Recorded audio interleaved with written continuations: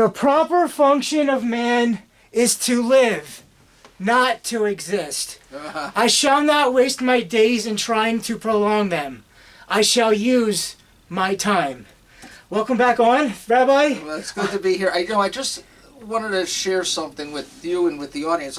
These movies that we're selecting for my commentary, they're not necessarily the best movies. They're the movies that are some of my favorites, and hopefully, in sharing that, I don't want to upset anybody because your favorite might be different from my favorite, and what you think might be the best is different from what I might think is the best. I like how you pointed it out like that. I like how you put it out like that, and soon we're going to discover what your on the scale of what your opinion is of this last official Eon James Bond movie. Right. But first, before we get, and thank you for stating that, because there's different levels of what people like on different. Right. Yeah, I like. Right. So before I ask you a bit about Daniel Craig and the Daniel Craig era here, what is your overview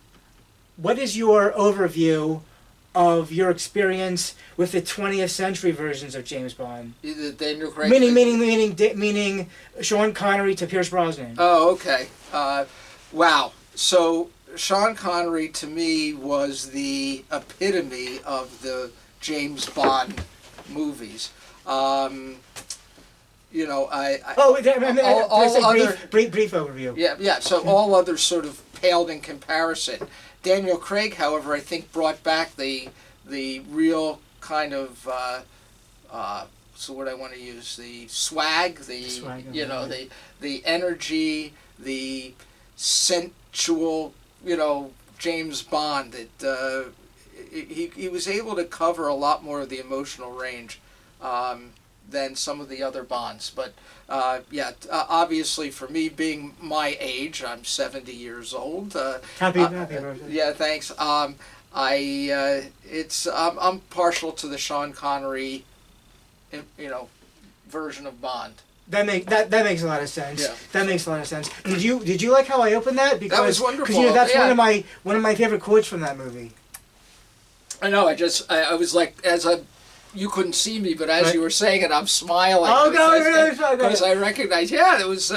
And that's also sort of a precursor to what's going to happen. Right. Okay. So what I want to say real quick about all this is that I think that both Sean Connery and Daniel Craig both have the similarity, in my opinion, is that they couldn't wait to leave from the role. Right. Both the actors weren't feeling it. Right. Whereas with someone like Roger Moore and Pierce Brosnan, like they loved it, in my opinion. Right. Well, you see, and Roger Moore was coming from playing the Saint on TV. On that TV show, so it was a similar character, and so it was something he could could embrace. Right. So what are some concluding wrapping thoughts on the 20th century version of James Bond?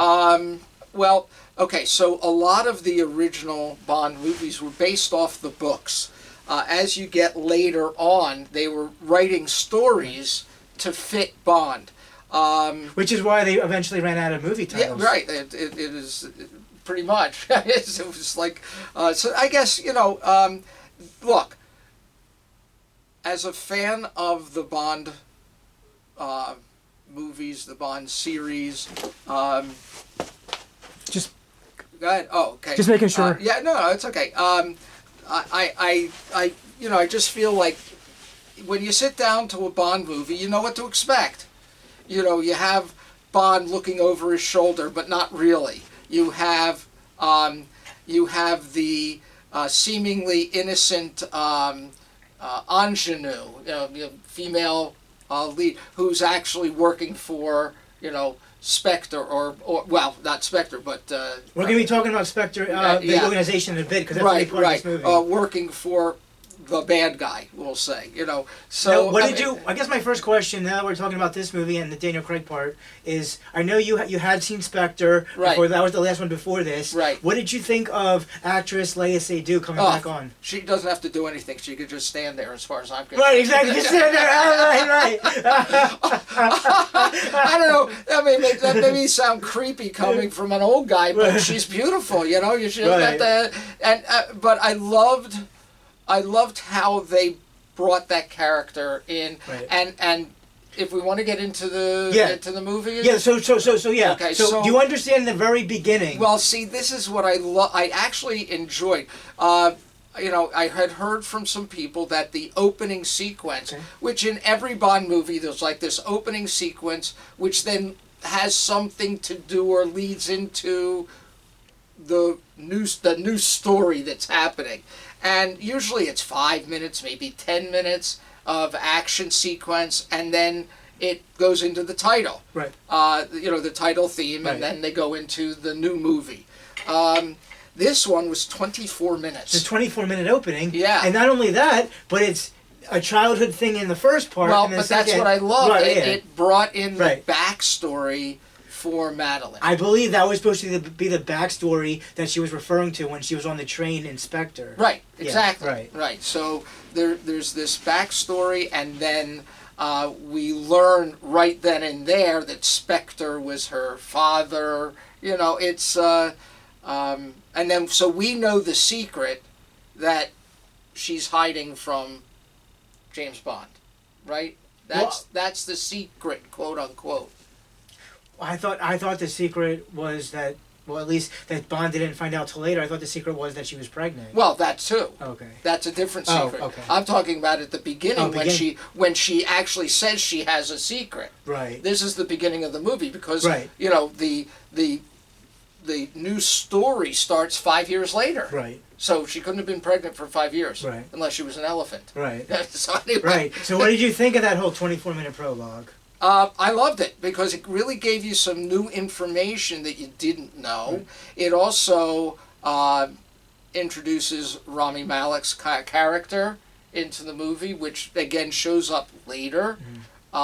And it's some people didn't like his character and what he was all about. Like, I liked him in the beginning, what he does in that opening, but then after the opening, he kind of like does other stuff outside. Well, yeah, but you're not supposed to like him. No, not like him. I mean, not like in that kind of way. Right, Just finding like he was interesting in that opening scene in the childhood, but then the later stuff when older, I don't know. So he's sort of both figuratively and literally the carrier for the nanobots. Right, the nanobot thing. And another thing about that is that I don't think they gave enough for Christoph Waltz to do again. I appreciate that they brought Christoph Waltz back, but I don't feel like they gave them enough to do. Right.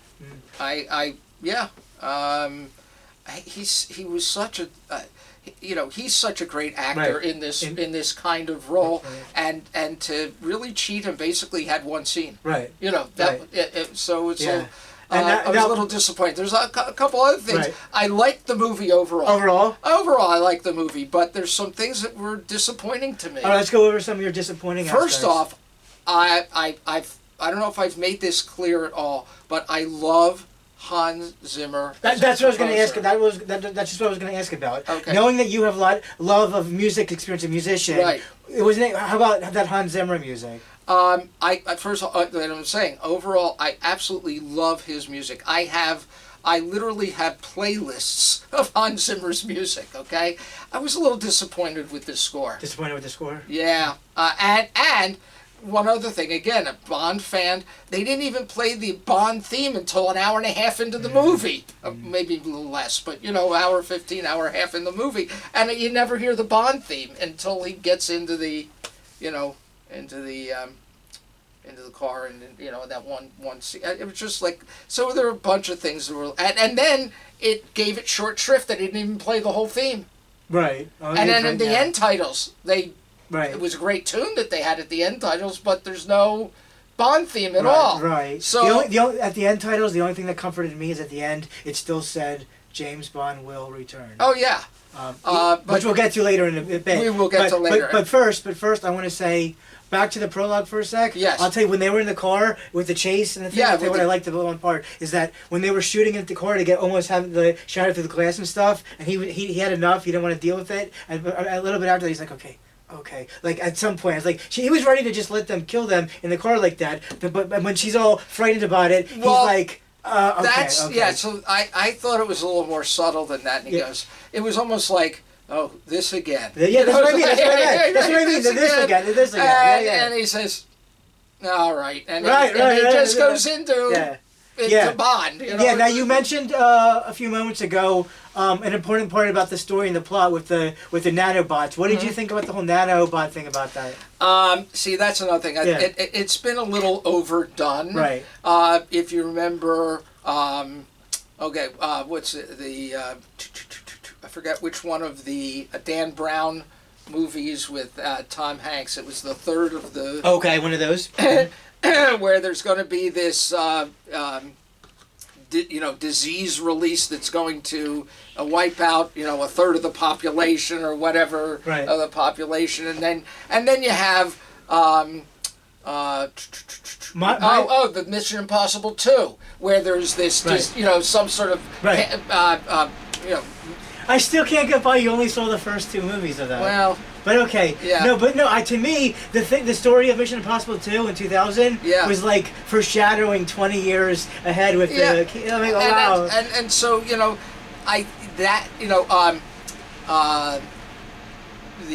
that was a good example. Using MI2 for that. Right, and there have been others where the same kind of thing. Right. So as a plot device.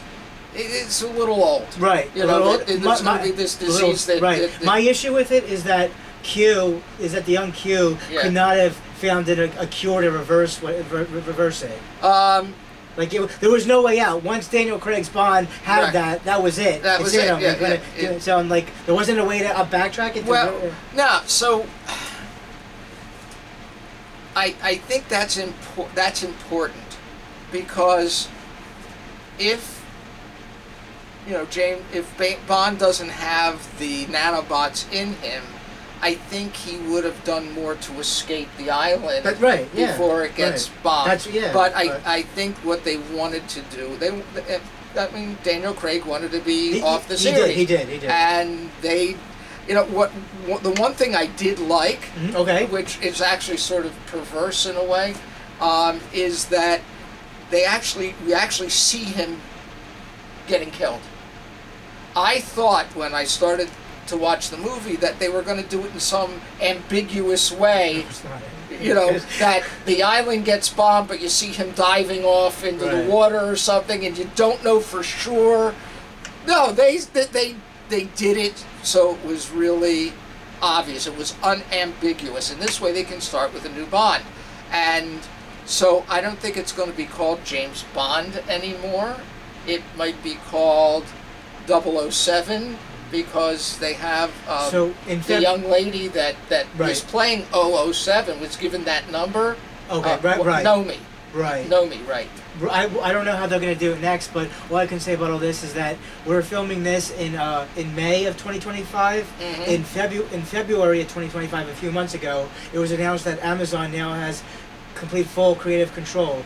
How do you feel about Amazon now in control of the next Bond stuff? I'm not sure I like Amazon in control of anything. I don't think so. That's a good answer. That's a good answer. It's a very good answer.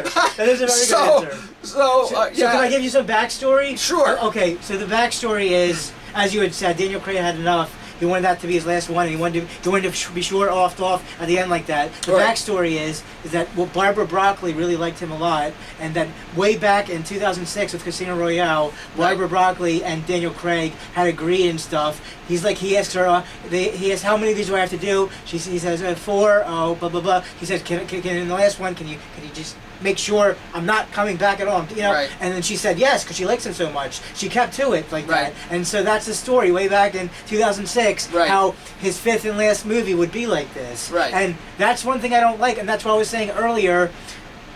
To compare it similar to Sean Connery and Daniel Craig, they couldn't wait to get out of this. And I think whoever becomes the next Bond, with future Bonds, the next Bonds with them, they should have the passion and the energy to really, really actually want to be the character. Like Roger Moore is the only actor that did it 7 times. Right. And then, so in my opinion, whoever's Bond shouldn't be someone that wants to get out of it. They want to keep going. Well, that's just my opinion. Okay, so I'll talk to you as an artist. Sure. My background's in music. I've been a musician. I'm a professional musician since I was 15 years old. And there's something about wanting to do or explore creativity in a different way. Okay. If you get stuck in a role, and I've heard this from more than one actor or actress, if you get stuck in a role, you don't have a chance to grow artistically. And I think that's the concern with actors who are very successful, like James Bond. Now, like Tom Cruise in I was thinking about that. in So, MI. I think Cruise. I said you guys are gonna in the transcript. It's gonna say Cruz. And they never can spell the last name, but. Tom Cruise, I think he wants to do more of those. I think he wants to do these until he actually drops dead in right. the movie, right. like for real. Yeah, so I think but they're trying to say I don't know if he wants. I think they meaning the studio or whatever. I think he wants to keep doing it, but I think they're really trying to say that this is this one about to come out is the last one. I don't like to. But. Well, yeah, because sometimes with a series, sometimes with at some point you run out of storylines. Right. I know. I think so. I'm going to. I'm a big fan of MASH. Oh yeah, MASH. Yeah. So in the at the end of the 10th season, they said, look, we've told almost all the stories we care to tell. Right. Exactly. And so the last, which was really only a half season, but the last season, everything led to wrapping up the series because there was enough. There was no new story to tell. Right. And I think, this was partially the problem I thought with the No Time to Die. Right. I thought the issue was not as much that Daniel Craig wanted out. I just think it was one of the weaker storylines. Yeah, I would agree. The action was great. Don't get me wrong. Right. I enjoyed the action. I enjoyed the personal interaction with the characters. Before we go back to that, sure. And I love the fact that M sort of owns up to his mistake. Oh yeah, that's a good point. Yeah. But in terms of the actual plot device, the plot line, it was cliche. I would agree that the story it could have been a better story, but you're right. The action was there a little bit other. Before we go back with the Bond, though, I just want to respond to your MASH stuff. Oh, okay. Okay, so this is supposed to take place during the Korean War, right? Right. Now, wasn't the Korean War the Korean War was only like 3 years, right? Yeah. The Korean War was 3 years. I mean, there's 11 seasons. Right, That I just find very, very okay. Yeah. And the other thing is that I believe, according to compared to other TV shows, it's still the #1 ranked thing for people watching the series finale of the last episode. Still ranked the highest. Oh yeah, it's at the time. Now that's sort of been shattered. But at the time in that for like few years, it was the most watched show, even the Super Bowl. From even the Super Bowl? Yeah, wow, okay. and of course now that's been shattered because globally you have viewers from all over the world. So let's a good point there for Zell. Now back to Bond. Any other comments about M before we move on to other characters? Well, I always liked Ray Fiennes. He's just amazing actor. It's interesting, when he and Bond had their There were two really heart-to-heart talks, and one, Bond gets the better of it. Where he says he leaves. I love it. He says, "Is it me? Is the desk bigger or are you smaller?" I was like, "Ooh." Right. And then as he leaves, he goes, "Yeah, the desk is the same size," which was that shot. Yeah, you are smaller, and M takes that to heart because obviously when they talk at the end, toward the end, before the last act, he basically says, "Yeah, I screwed up." This was meaning M said he screwed up. M said he screwed up. Yes. Remember when he says, "Yeah."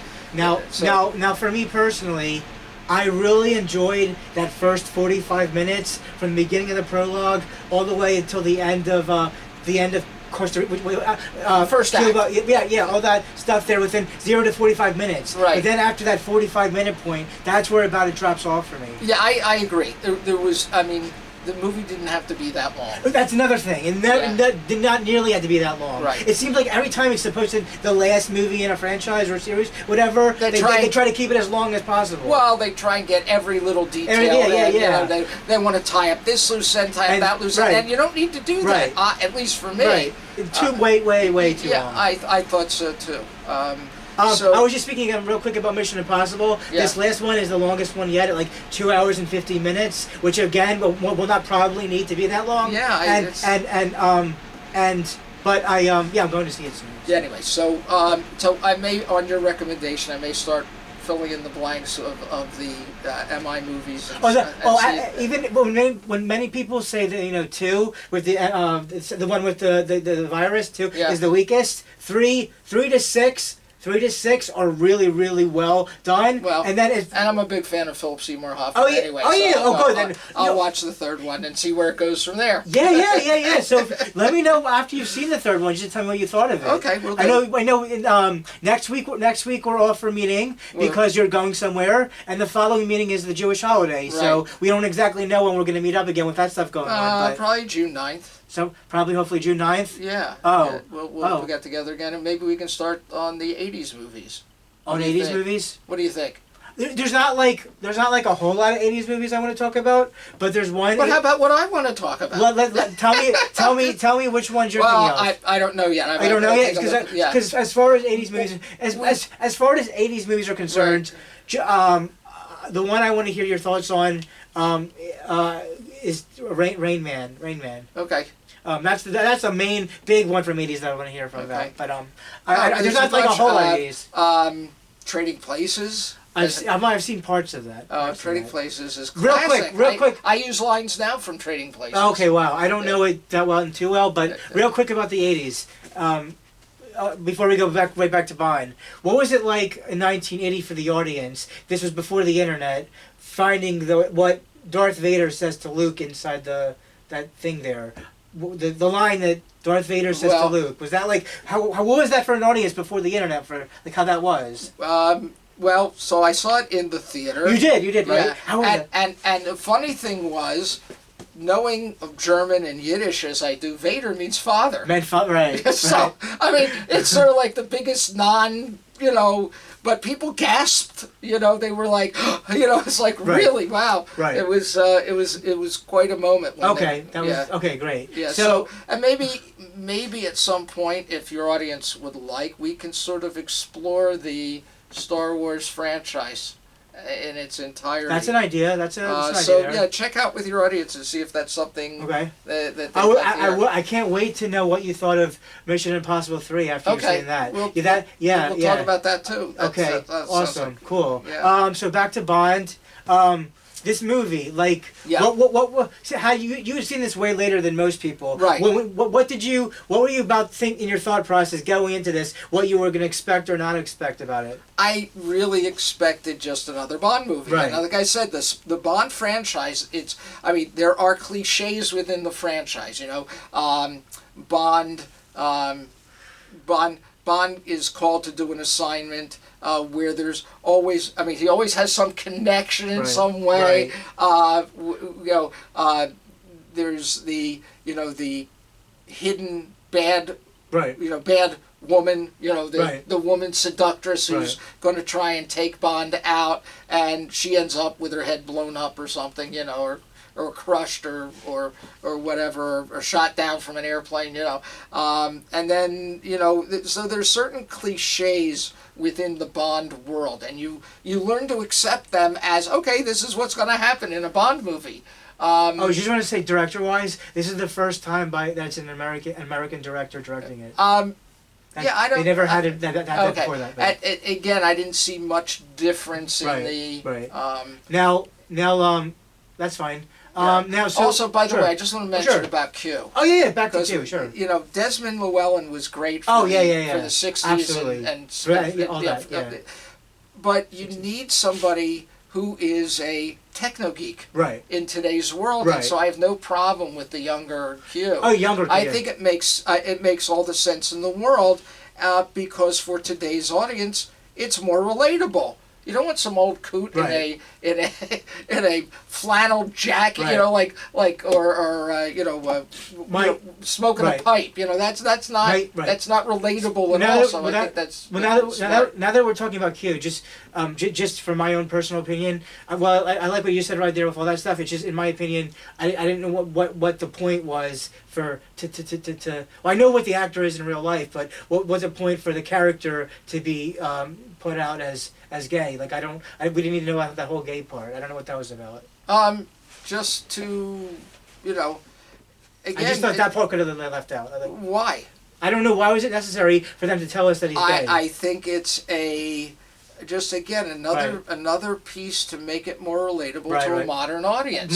You know, if everybody is a straight white guy, then that's that doesn't represent society. The fact that the new 007 was a black female, or a female of color, okay, I think it's important to relate to an audience when you're trying to represent society within the movie. I mean, the Bond world is the Bond world, but the world is changing. Moneypenny is a woman of color, and that's I see what you're saying. You know what I'm saying? I see what you're saying with all that. Which why I always find it funny that Naomi Harris, who played in oh my gosh, she was in Pirates of the Caribbean 2 and 3, right? And she plays this like really creature, creature thing. Yeah. So, and then she's this really refined, it's just she's a remarkable actress, Naomi Harris. But again, a woman of color. And Moneypenny in the original was this really stodgy. British marm, like a school marm type, I like when he told the other 007 it's just a number, Yeah. and then later on they had this back and forth, and then later on towards like the third act, she says give it back, give the title back to him, right? And yeah, that's right. What did you make that that later on in the movie he finds out he has a daughter? What do you make of that whole daughter part? I think it's more modern and stuff. Okay, what's daughter? Okay, so what I think about that is that, and this is where you see at the very end. I mean, the epilogue where Madeline and Matilda are driving, right? And she says, "Let me tell you about." Let me tell you about Bond. James Bond, right? Which was, the cute gag which runs in every movie, right? Bond, James Bond, right? So, but the audience is now clued in that she's going to share the story with Matilda, and then that could be sort of the representation of Bond continuing on, even though he's been killed, but now maybe she becomes the next 007. Who, the daughter? The daughter, right? Yeah. Interesting. Again, you don't know, but that's the beauty of storytelling in a movie like this, where you can sort of imagine what might happen. Well, I like that there's someone put up a clip online after the movie came out where an alternative clip thing that showed Daniel Craig's Bond during that ending getting to get himself onto a one of those those rafter the rafter type things. I don't that like a raft. That to me would have been a better ending than, like you said, the non-ambiguous. We know exactly what happens with him. That would have been cool at least. But I think this is good because now it's a whatever reboot that they do, it can be clean, it can be fresh, and we don't have to worry. We don't have to worry about anyone from Sean Connery to Pierce Brosnan or whoever else. The other thing, we know it's going to be somebody new and fresh. Absolutely, for that to know who it's going to be. And I'm sort of intrigued. I don't know how it will go over, but I'm sort of intrigued with a female 007.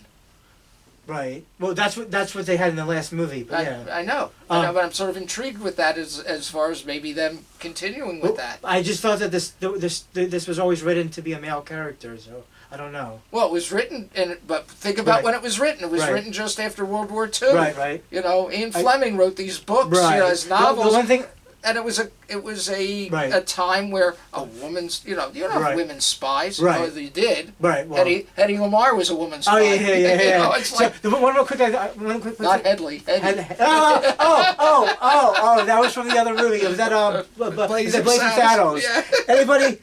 Anybody that hasn't catched Blazing Saddles yet, please watch our talk on that. Real quick, what I wanted to say real quick about Pierce Brosnan is Yeah. he's the only actor that played the role that did not get to leave the role on his own terms. Every other James Bond actor before and after him Right. got to leave when they were ready. Right. Pierce Brosnan, the producers they wanted to get rid of Pierce Brosnan. He wanted to do a fifth movie, but they got rid of him and he Yeah. didn't get to leave on his own terms. I just wanted to Yeah. say that real quick. Yeah. What else about No Time to Die did you want to say that we haven't yet covered? I think that's it. I think we covered everything. Yeah. Just overall, again, because of the length, some of the The last meeting there was way too long. The cliched plot, plot device. Right, device. I would probably give this but the action was great. The acting was terrific. I would give it a 3.5 out of 5. Three and a half. 3.5 out of 5. 5, yeah.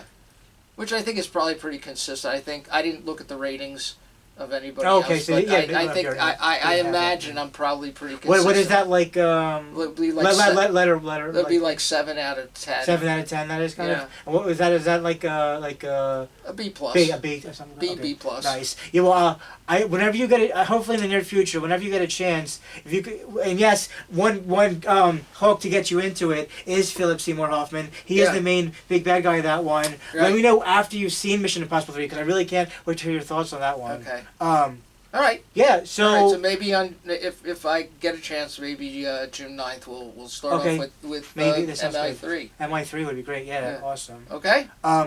So. Fantastic.